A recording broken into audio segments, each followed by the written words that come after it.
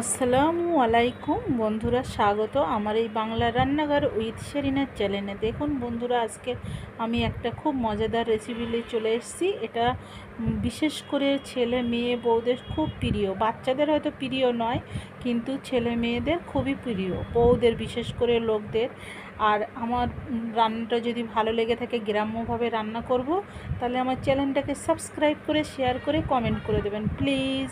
বন্ধুরা দেখুন, সবার প্রথমে আমি পেঁয়াজ ঝাল লাল লাল করে ভেজে নিয়ে পুঁই শাকটা দিয়ে দিয়েছি। আর পুঁই শাকটা এত সুন্দর ছিল, আমার তো খুব দেখেই মন ভালো লাগছিল।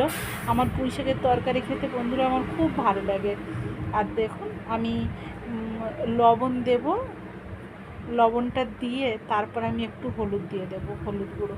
আমি কিন্তু এর সঙ্গে কোনো মশলা ব্যবহার করব না। আমার এই কচি কচি পুঁই শাকে মশলা দিলে কিন্তু ভালো লাগে না। শুধু গুঁড়ো মরিচ, যেটা আমি বাড়িতে ব্যবহার করি, ইউজ করি, সেই বাড়ির যে একদম খাঁটি জিরে মরিচটা গুঁড়ো করা, সেটাই আমি ব্যবহার করব। তাছাড়া আমি এর সঙ্গে আর কিছুই ব্যবহার করব না। আর আমি এখন যত সময় পানি থাকবে তত সময় ঢাকা দিয়ে রান্না করব। আর রান্না করতে আমি তাহলে তার আগে একটু আমি অন্য কাজ ছিল, কাজটা সেরে নিয়েছি। কাজটা সেরে নেওয়ার পরে আমার পুঁই শাকটা দেখেন একদম পানি শুকিয়ে গেছে। এবার আমি যে পানিটা দেব সেই পানিটাই আমি হয়ে যাবে, মোটামুটি আমার আলুটা গলে যাবে, পুঁই শাকটাও গলে যাবে। এত সুন্দর লাগছিল, কি বলবো, আমার পুঁই শাক তরকারি ফেভারিট। আর প্লিজ বন্ধুরা আমার চ্যানেলটাকে সাবস্ক্রাইব করবেন, শেয়ার করবেন, কমেন্ট করবেন। আর দেখুন পানিটা আমি একটু গরম পানি দিয়ে দিলাম, ঠান্ডা পানি দিলেও হবে, গরম পানি দিলেও হবে, হাতের কাছে যেটা পেয়েছি সেটাই দিয়ে দিয়েছি।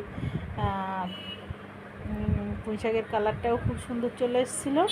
আর কচি পুঁই শাক খেতে তো এমনি কার না ভালো লাগে, সবারই ভালো লাগে কম বেশি, শুধু বাচ্চারা খেতে চায় না। আমার বাচ্চারা তো খেতে চায় না, কার বাচ্চা খেতে চায় জানি না। আমাদের ওই আলুগুলো খুঁটে খুঁটে খাবে, আর পুঁই শাক খেতেই চাইবে না, সব আমাদের খেতে হবে। কিচ্ছু করার নেই ভাই, আমাদের তো খেতে হবেই। আমার যদি খেতে একটা জিনিস ভালো লাগে, আমার বাচ্চাদের খেতে ভালো লাগে না, তো কী করার আছে? তা সেটা তো রান্না করতেই হবে, কিছু করার নেই।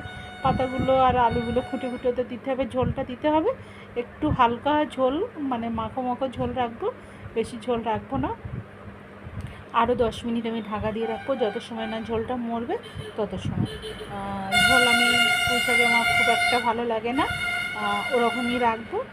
আর বিশেষ করে খাবার তো লোক নেই, অল্প লোকের খাওয়া, ওই জন্য অল্পই করে কিছু রাখছি, তাছাড়া কিছু না।